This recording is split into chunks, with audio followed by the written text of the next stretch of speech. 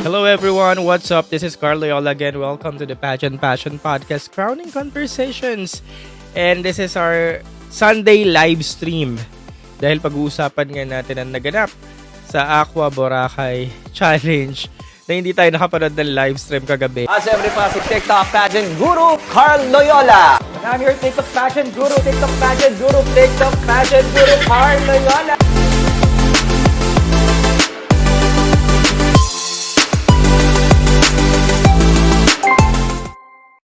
Ayan, napanood lang natin yung mga videos na post ng mga pageant media friends natin after ilang oras. So again guys, happy Sunday morning. Maagang live natin ngayon sa mga bagong pasok. Good morning! Good morning! Rinig nyo ako? Ann, Lian, ang aga mo ngayon ha. Ngayon mo lang ata ako naabutan ng live na live dito sa TikTok. Happy Sunday morning everyone. So ayan, nag-decide rin ako na maaga mag-live. MUPH/Ako Boracay Challenge 2025 Talk para hindi mapanis ang ating topic. Tapos pa-upload ko kaagad sa kabilang app. Kaya maaga tayo. And hopefully hindi na pumitik yung internet ko kasi kagabi. Pitik ng pitik ang internet ko kaya yun. Hindi masyadong appealing ang live natin or ang live stream natin kahapon. So again guys, happy Sunday, good morning. It's April 6 na, napakabilis ng panahon. Next week, may holiday tayo sa Wednesday and then next week, Holy Week na. So ang haba, actually ako mahaba rin ng bakasyon ko kasi wala akong mga pasok this coming holidays. So sa lahat ng mga viewers natin, good morning. Haris, good morning. Super cutie. Yes. Thank you sa pag-message sa akin kanina. Sino top 5 mo? Pag-uusapan natin yan mamaya. Sabi ni Jayan, Tyra Goldman daw, Golden Walk. Your Majesty, ayan, nasan daw si SK? Ano daw nangyari? Dwayne Talk, thoughts nyo about kay Yana last night? Sige, pag-uusapan natin yan. Sir Gerald, sino daw ang nangibabaw? Sa mga nangibabaw, yun na yun. Yung top 8 na Aqua Angels. Sige, pag-usapan natin yan mamaya. Sabi ni Javen, Atisa pa din. Thoughts nyo naman kay Cebu, sabi ni Not Your Bomb. Actually, nasagot ko na yung thoughts ko kay Cebu sa kakapost ko lang na content kanina. Yan, naglabas na rin ako ng content ko ng slightly mini review for the Ako Boracay Challenge. Pero minention ko lang din yung mga top 8 angels. Wala naman akong kaso dun sa top 8 angels, Ako Boracay Angels, kasi mukhang sila rin naman na talaga. Although shocking lang yung inclusion ng 2 or 3 na wala dun sa top 8 angels, pero ganoon talaga. Pag crucial lang cut, may mga mawawala at mawawala talaga. Next event nila, actually hindi ko alam, kasi yun nga moving calendar ang MUPH. Minsan may mga, alam nyo yun, last minute may mga announcement na lang na may contract signing ng ganito, ganyan. Pero yung major events, siguro NatCos na, tsaka prelims. Pero yung NatCos pa nga lang ang confirmed dates natin. Prelims, wala pang dates. So, yun. So, let's start our conversation. Mamaya, parami lang pala muna tayo ng viewers. Currently, we're on 68,000. So, parami lang tayo ng contest. So, basa muna tayo ng mga comments. Sabi ni Ansel 20, Eloisa daw deserve na makapasok sa top 8. Hindi ko alam yung issue. May parang kumakalat na issue na parang after daw ng event, si Eloisa ay parang inawardan off cam. Kasi parang dapat siya naman talaga yung pasok or pasok siya sa listahan ng winners. I'm not sure lang sa Angels or dun sa Arit na awardees. Pero mukhang sa Arit awardees. Na parang nagkamali daw ng announcement or what. Tapos, dapat sa Eloisa yun. Tapos, pinasok na lang. Kaya naging 21 lahat yung set of winners. Arit, ayan sabi ni Omeng Arit. Okay, ayun. Yung dapat daw si Eloisa yung isa sa mga winners ng Arit, hindi yung isang candidate. Pero dahil nagkamali ng announcement, hindi na kinuha dun sa girl na nagkamali. Na ipasok na girl na nagkamali. Hindi na kinuha yung spot. Tapos, dinagdag na lang daw si Eloisa. Yun yung nabasa ko lang. Ayun, tama nga kayo, Arit. And guys, wala ako sa venue kagabi and pare-parehas tayo nakanganga sa bahay. Actually, kagabi, di ba nag-live pa ako kagabi? Nag-aabang tayo. Pero after nun, simula nung parang wala na rin naman patutungan yung pag-aantay natin sa Facebook ng Aqua Boracay, pati sa Empire. So, may mga nagiya sa akin lumabas. Lumabas na lang ako ng bahay. So, umaura-aura na lang ako sa labas, ganyan. Tapos pagbalik ko, mga 12:30 na, yon nagpo-post na yung mga pageant media friends natin ng mga copy. Pero, kahapon yung ongoing yung ongoing, sorry. Sorry. Umagang-umaga may bara. Pero yun nga, yung ongoing kahapon yung Aqua Boracay Challenge, may mga pasaway na nasa event na nagla-live. Nakakaloka. Nagla-live sila kasi sa Becky's of Pageantry. May mga napapanood ako mga video mula dun sa balcony. Nasa balcony sila, tapos nagbi-video sila, nagla-live sila. So, dun ako nakapanood. Kasi wala ka talaga makita kasi nga, may house rules kahapon sa Aqua Boracay na bawal mag-video, ganyan. So, wala talaga mga na-video. Pero may mga pasaway pa rin, syempre. Ayun nga, nakapanood ako, nagla-live sa Becky's of Pageantry page. Nagla-live siya, nasa balcony siya. So, doon ako nakakuha ng mga snippets. Tapos, may isang pageant pages na pasaway din. In-upload niya talaga. Doon din ako nakapanood ng talagang clear copy. Front or nasa side siya. Doon ko unang nakita yung snippet ni Winwin, ganyan, nila Yana, nila Atisa. So, ayun. Tas ang sabi, na-awardan daw ata. Na-award yung mga nag-live kahapon sa event. So, ayun. Habang ongoing yung event, doon ako nakapanood ng mga live. Pero, after nun, lumabas na ako ng bahay kasi sabi ko, mamaya na lang ako mag-aabang. Then, pag uwi ko mga 12:30 or 1 a.m., doon ako nakakita ng mga clear copy mula sa ating mga pageant media pages or friends. Tapos, yun, dun ko na nga nakita yung mga special awardees. So, sige, pag-uusapan na natin yung mga special awardees. Mamaya tayo sasagot ng mga tanong. Yung mga tanong nyo, sige, dyan nyo muna. Pag-usapan muna natin yung mga nanalong ng award. Ayan, ang daming mga comment, dalawa yung set ng awardees or dalawa yung set ng awards kahapon. Yung Arit kasi parang ano lang siya, sponsor, parang pag-giveaway ng sponsor, parang add lang sa mga special awards. So, from 8, naging 21 sila. So, ilan yung nadagdag? So, yun yung mga, nagdagdag din sila ng konti for the Arit Awardees Kineso. So, ito na ata ang pangalawang taon na nagbigay sila ng Arit Special Awardees kasi normally, simula nung 2022, nag-start yung Aqua Boracay Challenge. Ang binibigay lang naman nilang mga awards yung Aqua Angels. So, hindi ko lang alam kung kailan nag-start yung pamimili ng 8 Aqua Angels. Last year, hindi ko na rin matandaan kung 8 din ba yung pinili. Pero this year, 8 ang piniling Aqua Boracay Angels. And yung Aqua Boracay Angels na 8, wala na rin naman tayong pagtatalunan dahil sila na rin naman talaga yung mga nakikita nating malalakas sa competition. Ayan, sabi nga, best of the best. Then, yung mga 8 yun, may exclude talaga kasi napakadami nila ngayon. Maraming, alam nyo yun, maraming talagang mga magagaling sa competition. Maraming mga inaasahan, marami tayong na-expect pero hindi lahat pwedeng pumasok. Kaya kung drastic or crucial yung cut, 8 nga lang, may mga may iwan at may iwan talaga. Kaya huwag kayong mag-alala kung may mga naiwan dahil yun nga, sabi nga natin, last year, wala si Chelsea Manalo sa 2 awards na to or 2 set ng awards na to pero nilampaso niya yung mga kalaban niya pagdating ng finals. So, yeah. Pag-usapan natin yung 8. Yung 8 nakapasok sa Aqua Angels, Ifugao, Pasay, Taguig, Quezon Province, Siniloan Laguna, Cebu City, Baguio, at Muntinlupa. Unahin na natin si Winwin. Si Muntinlupa. So, si Winwin, as expected, yung binigay niyang performance, hindi pang Miss Universe Philippines. Hindi ganon ang gustong performance ng Miss Universe Philippines. Alam nyo yan, ever since. Hindi ganon ang hinahanap na performance sa MUPH. Pero ang binigay niyang performance ay pang Miss Universe. Kasi pagdating mo sa Miss Universe stage, ganon na yung hinahanap na performance, di ba? Shanice Palacios, Victoria Telvig, lahat sila papunta na sa Miss Grand. And si Winwin, binigay niyang performance talaga pang Miss Universe. I'm not sure lang kung yun yung magugustuhan ng Miss Universe Philippines na performance. Pero as a pageant fan, I myself, gustong-gusto ko yung performance ni Winwin Marquez. Ganun kasi yung mga hinihiling nating performance sa mga beauty queens natin. Di ba? Lahat tayo.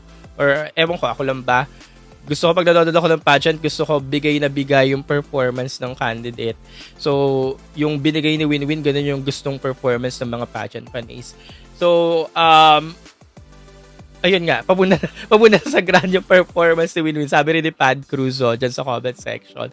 Papunta sa grand performance, hindi natin na-expect yung anong tawag doon? Pagkajot? Anong tawag dun sa parang pa-sex bomb niya na posing dun sa dulo? No, hindi ko rin in-expect yon. And kung napanood nyo yung mga reaction or reaksi ng mga tao dun sa venue, no, lahat sila wow, and kanya-kanya silang wow, no? Yun, maganda. Ako, personally, nagandahan ako sa performance ni Win. Again, hindi ako fan ni Win this edition, pero dahil ganun yung performance niya, siya pa din yung number 1 ko ngayon sa Aqua Boracay Challenge. And sa lahat ng mga rumampa sa Aqua Boracay, sa kanya ako na-entertain. So, kung saan ako na-entertain, dun ako. E di, siya yung number 1 ko sa Aqua Boracay Challenge. Kayo ba? Orlan, Delo, ayan sabi ni Orlan, true daw. So, ayun. So, since dun nga ako na-entertain, kaya siya yung na number 1 ko. And siguro wala naman tayong pagtatalunan kay Winwin. At ngayon, alam ko, nakita nyo na rin ang buo yung mga video kasi dami naman nagkalat sa social media. So, yeah. Siguro, win-win for this round, for this Aqua Boracay Challenge 2025. Though, 8 naman silang piniling Aqua Angel. So, equal naman yung bearing nun. Pero, yeah. Siguro, kayo na nag-agree rin kayo number 1 with Win-Win Marquez. Next natin, Atisa Manalo, Quezon Province. Atisa Manalo, Quezon Province, expected manlalamon din naman to sa Aqua Boracay. Unang-una, ang isa sa mga factor kung bakit makakapasok si Atisa sa Aqua Angels because of her following. Kasi malaki yung following niya, sikat siya. So, since this is a sponsor award, pipili ng sponsor yung sikat para ROI na din sa business. Ganyan. So, yan, papasok talaga yun si Atisa kahit anong mangyari. Kahit anong gawin niya dyan, maglulupasay pa yan or what, papasok talaga yun si Atisa. Tapos, yung binigay na performance ni Atisa, malinis lang talaga. And yun yung nagustuhan ng ilang mga pageant fans. Although, ako, syempre, gusto ko pa rin makakita ng Atisang pasabog. Pero, since yun nga yung binigay ni Atisa ngayon, malinis na performance lang, very queenly. Edi ayun, pasok na rin sa panlasa natin sa mga pageant fans. Or sa mga supporters ni Atisa. And yun nga, hindi mo talaga makitaan ng gigil si Atisa. No? Yan sabi ni Pad Cruz, smooth lang. Ayan, hindi mo talaga makitaan ng gigil. No? Talagang nag-e-enjoy na lang talaga siya sa competition.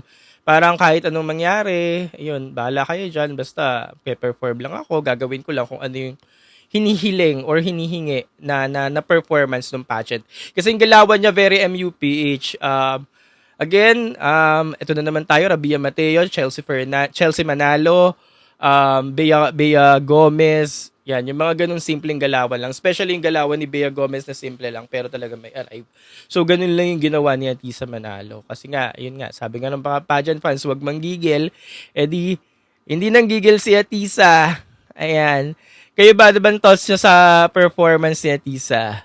Mamaya tayo sasagot ng tanong, sabi ni The King, hindi ni Atisa maging fierce. Porcelain vibe lang daw siya. Ayun, actually, siguro yun nga. Sinabi, wag na mag-fierce. Bahala ka dyan kung anong gawin, maglakad ka lang. And then, yun nga. Sabi mo nga, porcelain vibes. Diyosa lang, ganyan. Other than that, satisfied ba tayo sa performance or satisfied ba ako sa performance ni Atisa?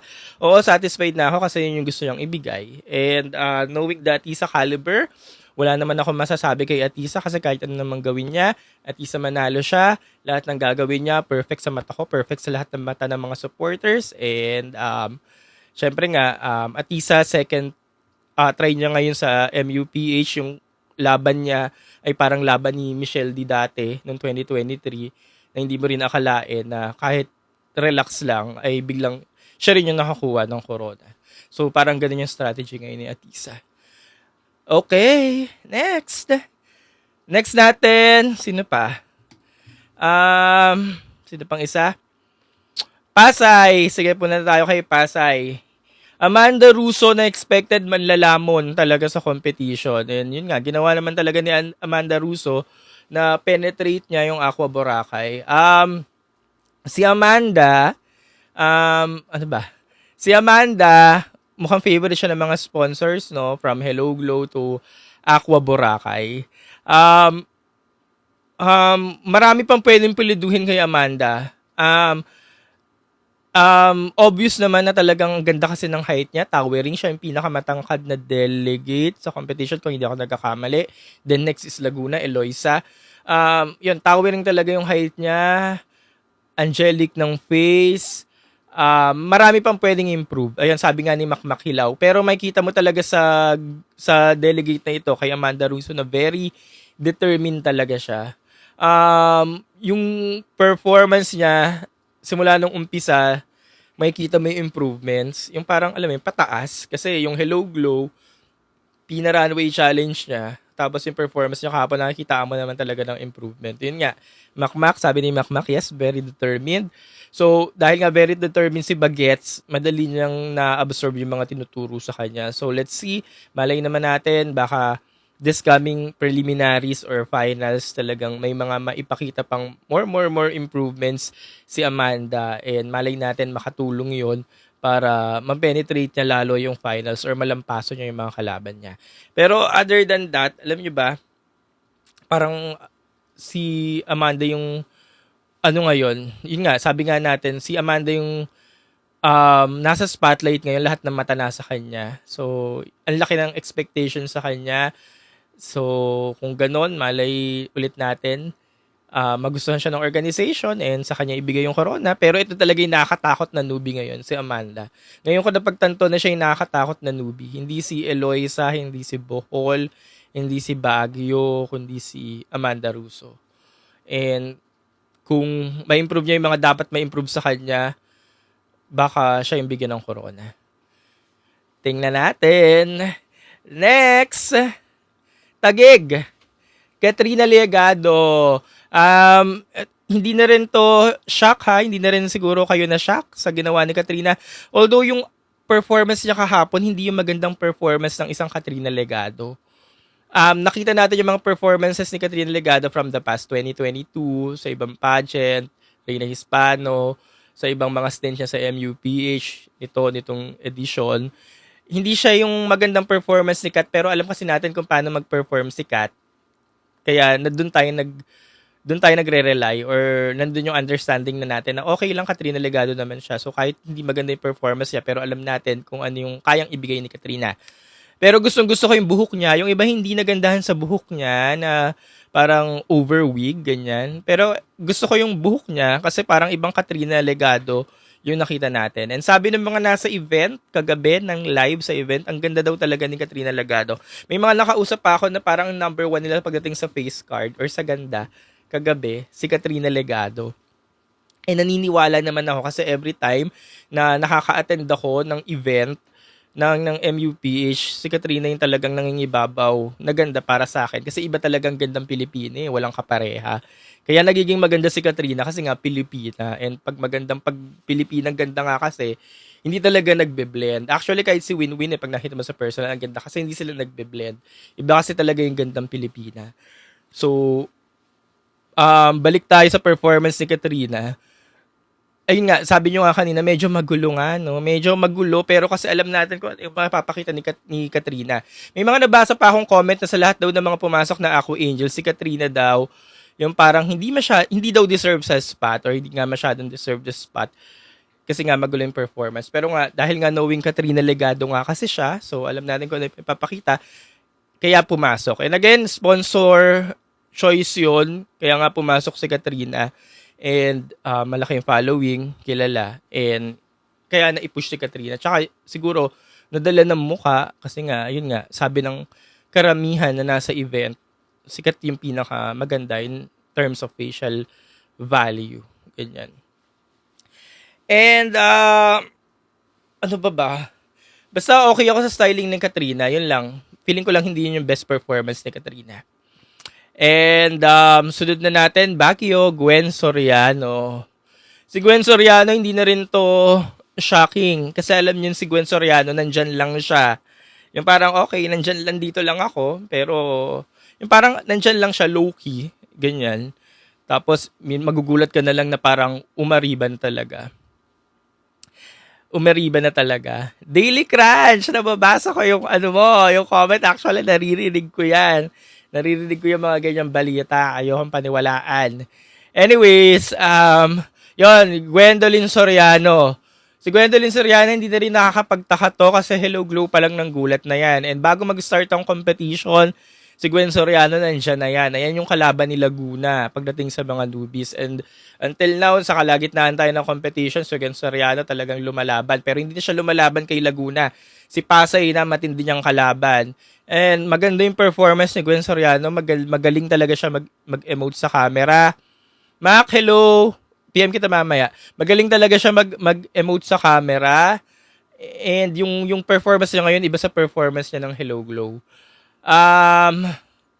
Suabe yung performance niya. Seductive, fierce, ganyan. Actually, papunta na rin Miss Universe yung performance ni Gwen eh. Hindi ganun yung hinihiling na performance ng MUPH. Pero yung performance niya papunta na rin Miss Universe. Yun. Ganda niya, suabe, and maganda, suabe, sexy. Maganda yung mukha niya kahapon. Kaya hindi na rin ako nagtaka na pumasok si Gwen. Pero, yun. Hindi ko pa rin siya masabing number 1 siya pagdating sa mga newbie. Baka mga number 2, number 3 pa. Pero, gustong-gusto ko si Gwen kasi nanggugulat talaga siya. Yung parang, makakalimutan mo na siya pero pagdating ng mga announcement ng winners, biglang papasok siya kasi magaling siya. Parang ganyan. Tapos, kanina na tayo. Tapos na tayo dun sa 5, no? Sinilawan Laguna, Eliana Aduana. Ayun. Panglima natin, Eliana Aduana, MGI vibes daw. Actually, MGI vibes talaga. Masaya ako na hindi na nag-hold back si Eliana. Yung Elianang performance kagabi ay yan na din, yung hinihiling nating performance kay Eliana. Parang alam niyo yun, papunta na siya dun sa performance na hinihingi natin sa kanya. So ano masasabi niyo sa performance ni Eliana? Kasi ako, nasatisfied naman ako sa performance ni Eliana. Sabi ni Eminem, ayaw pa daw magwala ni Eliana. Pero balay natin sa prelims magwala siya or pagting ng finals. Pero feeling ko yun na yun. Yung feeling ko magto-tone down kasi si Eliana ngayon eh. Tapos yung tone down na nagagawin niya. Parang yun na. Pero ewan, let's see. Tingnan natin. Pero masaya ako na napansin si Eliana sa competition. Kasi lalo na nga ngayon, ang dami nilang hinahanap or ang daming expected na manlalamon or sinasabing nga magagaling. So, masaya ako na sa 8 na include si Eliana. Although sabi nga ni Daily Crunch kanina, nababalitaan ko yon pero tingnan natin, wala naman nakakapag-confirm. Yun nga, Eliana performance, sentimental favorite ko kasi si Eliana. Isa siya sa mga bias ko this edition. Kaya masaya ako or kinikilig ako pag feeling ko na penetrate ni Eliana yung mga segments or napapansin siya or nare-recognize sa mga activities. Ano pa ba? So, yun na muna masasabi ko kay Eliana. Puntahan naman natin yung dalawang shocking pero hindi naman na dalawang surprise pero hindi naman na shocking or hindi naman na hindi naman na shocking, hindi naman nakakagulat. Hindi naman na shocking na nakapasok si Ifugao tsaka Cebu City. Mamaya natin pag-usapan yung mga expected yung papasok pero hindi nakapasok ha. Ifugao, ayan. Hindi na ako nagulat, surprise siya, pero hindi na ako nakagulat na bakit nandun siya. Kasi si Ifugao, giving siya. Simula nung Hello Glow, Pina-Runway Challenge, tapos yung kahapon, giving talaga yung performance niya. Yung performance niya, hindi rin na nagkakalayo sa performance ni Winwin pang MGI. Hindi ko alam kung sino yung trainer niya. Parang malapit yung ginagawa niya kay CJ Opiasa. Parang nakuha niya yung galawang CJ Opiasa. Pero hindi nga lang siya maiangat-angat kasi hindi nga siya kilala. Pero kahapon na-recognize na siya. No? And I'm happy na na-recognize si Valerie West. Minsan nakakalimutan ko din ito isama sa listahan. Pero pag nanonood ako ng mga activities nga nila, actual, tapos pag lumalabas siya, sinasabi ko, ang galing din ito. Pero nakakalimutan ko siyang isama. And then kahapon, yun nalaman ko na winner nga siya or isa siya sa mga awardees. Hindi na ako nagtaka. Nasabi ko, okay, alam ko na, napapasok to kasi nga, giving yan lagi. Same with Cebu City. Ito, madalas ko nababanggit si Gab Carvalho, di ba? Si Gab Carvalho yung underrated na candidate na parang nag-start pa lang yung competition na nasasabi nga natin na baka ito yung mag-Alabea, ganyan. And then, giving yung performance niya din since Hello Glow Pina Runway Challenge. And then kahapon, simple lang kasi, may something sa kanya na simple lang. Simple mo siya nakikita pero talagang palaban. Parang ganyan. Kaya hindi na rin ako nagulat kung bakit napili si Gabby Carvalho na isa sa mga awardees. And masaya rin ako for Gabby kasi isa rin siya sa sinusuportahan ko for this edition kasi nga alam ko yung caliber ni Gabby. And ayun, hindi lang din siya na-notice and then kahapon na-notice na siya, na-recognize na siya and sana magtuloy-tuloy na rin yung recognition na nakuha niya. Especially, yun nga, kahapon sa Aqua Boracay Challenge. And then, silang dalawa yung underrated delegates. Silang dalawa yung underrated delegates and yun naman yung maganda pag underrated delegate ka. Alam niyo, pag underrated yung status mo, maganda yon sa isang competition kasi hindi mataas yung expectation sa'yo and then gagawin mo na lang, gagalingan mo na lang pagdating ng pre-finals, prelims, prelims, finals, gagalingan mo na lang and then, yun, lahat mag-aalay na sa'yo for sure. Yun, so yun yung top 8 ng ating Aqua Boracay Challenge 2025. Ifugao, Pasay, Taguig, Quezon Province, Siniloan, Cebu City, Baguio, and Muntinlupa. Okay. Ayan, sa mga viewers natin, 150,000 viewers. Talsikan laway ko. Ayan, 150,000 viewers. Good morning po. Happy Sunday. Sige, pag-usapan na natin bakit hindi nakapasok si Laguna. Kung anong kulang. Eloisa Howard. Pumasok naman si Eloisa Howard sa Arit. Pumasok siya,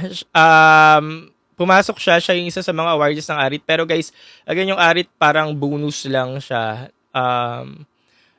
Bonus award. Parang ang nagmamatter talaga yung 8 Aqua Angels. So parang additional lang sila. So, pumasok naman dun sa Eloisa. So, ano bang kulang kay Eloisa? Bakit hindi siya pumasok sa top 8? Actually, hindi ko rin alam. May mga judges naman tayo doon. Karamihan ng mga judges na nasa Aqua Boracay ay mga sponsors and yung mga execoms mismo. So, sila yung namili ng winners. And siguro yung pinagtali-tali lang yung mga score. Siguro, hindi lang talaga umabot sa 8. Malay natin, pang 9, pang 10 si Eloisa, pero hindi umabot sa 8. Wala ko nakikitang buta sa performance ni Eloisa. Actually, napaka-queenly niya. Nung una ko nakita yung mga naglabasang video ni Eloisa, yun nga, again, ang tangkad niya, 40 niya ang swimsuit. Ang queenly niya, umuok sana lang nga yung vibes niya eh. Like, sana vibes na nga, oh. Ano ba sa tingin nyo? Hindi ko rin alam. Linis ng performance? Linis ba ng performance? Hindi ko masabi kasi nasa video lang tayo, POV natin, mga video eh. Hindi ko alam sa mga nasa live kung anong klaseng performance ang binigay ni Eloisa. Pero for me, parang wala naman na. Siguro wala na lang talagang spot. Crucial na yung cut ng 8. Baka nasa 9 siya, number 10, yung pinagtali-tali yung score. But for me, wala akong makitang mali sa performance ni Eloisa, pero wala rin akong kasing makitang mali dun sa 8. Kalin din kasi sa 8 kasi lahat sila nagbigay din naman ng stellar and outstanding performance. So, yun. Masyado lang crucial yung cut. Same with Sultan Kudarat, Chelsea Fernandez. Pero may napansin ako kay Chelsea Fernandez. Siguro yun nga, tinali-tali yung score. Siguro, tinali-tali yung score, hindi umabot sa 8 yung score ni Chelsea Fernandez. So, may napansin ako sa performance niya, siguro yung ora-ora niya sa dulo. Baka lang may bearing yung cape. Baka lang may bearing yung cape. Kasi parang yung 2 posts ni Chelsea Fernandez, parang isa, inangat niya ata yung cape, tapos natakpan yung pina na logo. Baka lang may bearing yun sa score. And hindi ko alam, baka may bearing lang. Since isa rin ata sa mga judges yung may-ari ng pina. Baka lang binigyan sila ng instruction na dapat ang established post nyo una ipapakita niyo yung kay pangalawa, ora-ora, pero baka hindi nagawa ni Chelsea. Baka lang may bearing yon. Hindi ko sure, wala ako sa live audience, hindi ko sure kung ano yung itsura ng naging performance ni Chelsea Fernandez. Pero other than that, wala ako nakikita ring butas. Ang ganda-ganda ni Chelsea Fernandez, sobrang performer siya. Baka ganun din. Masyado lang drastic at maikli yung cut. 8 lang talaga, hindi na ipasok. Baka number 9, 10, or 11 siya. Saan mapapanood ng replay? For sure guys, i-upload din yan sa Empire. So pag in-upload sa Empire, malinis na yung video. Bakit? Hindi ko lang alam kung baka mamaya, baka bukas. Pero ngayon, makakita kayo ng mga snippets sa mga pageant medias din na nasa event na nag-upload ng mga snippets ng mga delegates. Ganyan. Sabi ni Majesty, meron na? San meron na? Ayan, uploaded na daw. O ayan, habang nanonood kayo sa akin, uploaded na daw pala ata sa Empire. Sabi ni Majesty. Ayan, may post na daw MUPH. Ayan, may post na pala eh. Ayan guys, may post na MUPH. You can drop by na sa Empire ba? Empire YouTube. Ayan, makikita nyo na yung mga clear copies doon. Kasi sa mga, although ang gaganda ng mga shot ng mga pageant medias natin na nasa event, shout out sa mga pageant medias natin na ang lilinaw, mga HD, ang lalapit talaga, kaya ang daling ma-determine kung malinis or what. Pero syempre, iba pa rin yung mga POV na nasa live, kasi sila talaga yung makakakita kung ano talaga yung nangyari ng personal. Punta naman tayo sa Arit, yung sa mga dinagdag. Yung sa mga dinagdag, ang mga nadagdag, Bohol, Tarlac, expected na to kasi ito yung mga frontrunners. Iligan, si Chelsea, sumama na dito sa Arit. Isabela, Benguet, frontrunners yung mga yan. Malay Aklan, Nueva Ecija, si Chanel, sumama sila sa Arit. Tapos sa mga hindi frontrunners na sumama sa Arit, Quirino, Camiguin, Camarines Sur, and Quezon City. Last year kasi guys, karamihan ng mga sumama dito sa Arit, mga frontrunners, mga clear frontrunners. And ngayon, may mga sumamang hindi frontrunners. Like, yun nga, Quirino, Camiguin, Quirino, Camiguin, Camsur, and Quezon City. I'm not sure kung ano yung nakita ng mga judges sa kanila, pero masaya ako na na-recognize nila tong mga not so frontrunner na may mga potential din naman sa competition. Unahin natin si Camsur. Si Camsur, nakikita ko na yan ng potential simula na nag-start. Si Shai na Rabakal. Suki na rin niya ng mga beauty pageant. Maganda yung mga pinapakita niyan sa competition. Maganda din yan. Pinay na pinay. Pero hindi siya napapansin. Kaya parang masaya ako na napansin siya sa Arit. Gulat nga ako. Sabi ko, yes, napansin na si Shaira. Ganyan. So, siya si Camsur. Quezon City, okay din to. Si Hani. Pumapasok yan sa mga top picks ko eh. Dun sa mga submission nila ng mga gown photoshoot, portrait photoshoot. Yun. Sila yung alam mo yung may mga potential talaga, tapos ngayon nasasama na talaga or nare-recognize na, especially ng mga sponsors. So yun nga, pag nare-recognize ka ng mga sponsors, ibig sabihin pumupuntos ka na. Ayan, 1 point, may 1 puntos na sa ulo mo. So malaking factor na yun, malaking tulong na para makapasok ka sa semis, or alam mo yun, hindi siya deal breaker, hindi siya magbibigay sa iyo ng advantage, pero at least kahit papaano may ano na sa pangalan mo, may clout. Isa pa na nakapasok, Camiguin. Actually okay din na si Camiguin since then, pero yun nga hindi rin na napapansin, kaya wala rin akong kaso diyan. Quirino, ito isa ba rin tong underrated sa competition. Ang ganda-ganda din niya, very Pinay. Tapos ayun, kahapon napansin na rin sila. So, marami pa rin namang underrated sa competition, pero hindi ko alam kung ano yung nagiging basis or ano yung nakikita ng mga judges na ito dito sa mga gantong kandidata. So, ibig sabihin, may special talaga sa kanila, no? So, yun nga again, pag nakapasok ka sa mga ganito, ibig sabihin, may something sa'yo and it will give you advantage. Pero hindi totally 100% advantage, pero yun. Gusto naman natin lagi na re-recognize tayo para hindi sayang pinaghirapan natin. So, I'm so happy sa mga delegates na ito dahil na-recognize na sila. Finally, Dun sa iba, yung mga Benguet, Isabela, Sultan Kudarat, Iligan, Tarlac, Bohol, given na yon, kaya wag na natin pag-usapan. Kasi sila, yung mga pangalan na to, sila na rin naman yung naandyan. Malay Aklan, ganyan. Chanel, Nueva Ecija, yun. Ano daw yung arit? Ano siya? Binigay siya, nag-start siya binigay last year. Property din siya ng Aqua Boracay, under Aqua Boracay Group sa Tagaytay. So, additional awards siya. Hindi siya yung, kumbaga sa Best in Swimsuit, hindi siya Best in Swimsuit. Ano lang siya, sponsor awards. Ang Best in Swimsuit yung Aqua Boracay Angels. Yon. Sabi ni Jaja, ang tsaka daw nung cape. Actually, hindi ako naapilan or hindi appealing talaga yung cape para sa akin. Unang-una, mahangin. Tapos ang haba-haba ng cape. So, imbis na makita natin yung kending, yung kembot ng mga girls, yung galaw nila, hindi na nakita. Gawa nung cape na ang lalaki. Parang feeling ko unnecessary siya. But, it's the production choice kasi nga, alam natin, Pina yung major sponsor and kaya ini-introduce siya during the competition or during nangyayari nga yung swimsuit competition. So, ini-introduce siya. Pero, yun lang, I find it very unnecessary. But, yeah, kudos naman sa Pina kasi sila yung major sponsor ng MUPH ngayon. Kasama sila dun sa Aqua Boracay. And, yeah, okay, alam nating sponsor sila. Pero yun nga, kudos din dun sa mga girls na pull off talaga ng maayos yung cape. Yung ibang galing magdala ng cape eh. Pero parang mas gusto ko sana kung sinarong na lang nila, no? Para hindi masyadong puro telahan. Pero ang galing nung iba, nakapag-pull off talaga ng cape. Ayun. Guys, tapos na ako dun sa ibang mga girls na sinasabi nyo. So, mamaya i-upload ko naman to sa kabilang app. So, doon na lang muna kayo manood ng replay. Yon. So, ayan, tapos na ako sa aking Aqua Boracay review 2025 MUPH. Sagot lang ako ng ibang mga tanong yung related sa Aqua Boracay.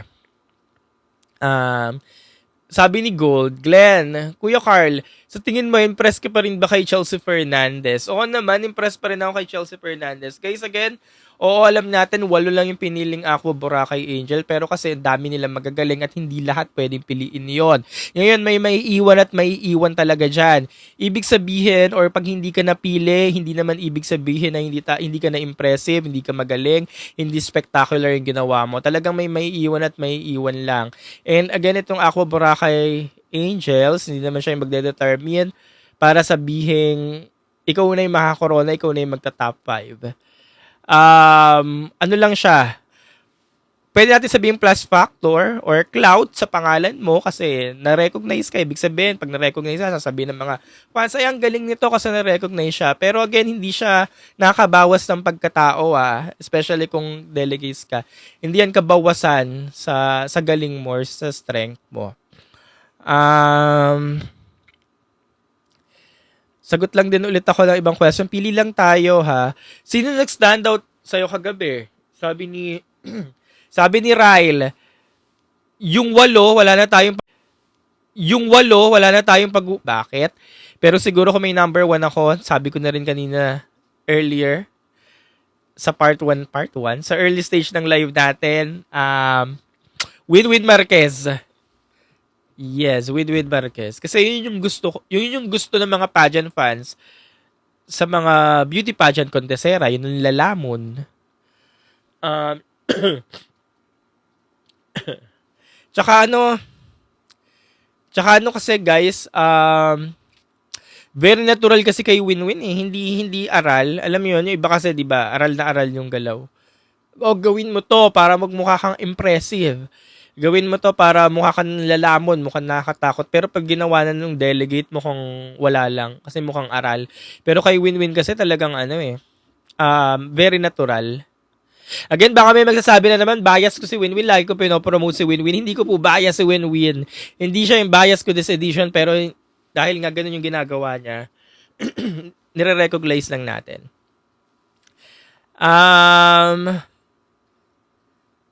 Sige, pili pa tayo ng isang tanong. Daily Crunch. Kuya, papalo si Amanda at Valerie sa closed door interview for sure. Papalo sila kasi unang-unang language nila or ang first language nila, English. Hindi ko pa nakakausap si Amanda, pero si Valerie nakausap ko na. Si Valerie, dahil nga nakausap ko, based sa aking perspective, mukhang papalo. Si Amanda, hindi ko pa nakakausap eh. Kasi pwedeng magaling lang sila mag-English, first language nila English, pero wala naman substance yung sinasabi. Pag sa susunod na event na naka-attend ako, try kong kausapin si Amanda kung paano makipag-usap or ano yung conversational niya, skills kung paano. Chris, ano ito masasabi ko kay Miss Laguna na sabi ko na kanina? Sinong bias ko? Pag sinabi mong bias, favorite, di ba? Alam mo na yon, huwag mo na ulit itanong. Martin, hello. Martin, Carl, bet mo ba talaga si Winwin as our rep for MU in Thailand? In case siya. Ayun nga, sabi ko nga kanina, hindi ko fave si Winwin this edition, hindi siya yung bias ko. Pero kung siya yung mananalo at siya yung papadala natin sa Thailand, tapos gano'n yung performance na makikita natin, favorite ko na rin siya. Ayun, Martin. Top 3 favorite Aqua Boracay. Number 1, Winwin Marquez. Number 2, Iliana Aduana. Number 3, doon na lang ako pumili sa 8 ha. Hindi na natin ko questionin yon. Doon na ako pumili sa 8. Number 3,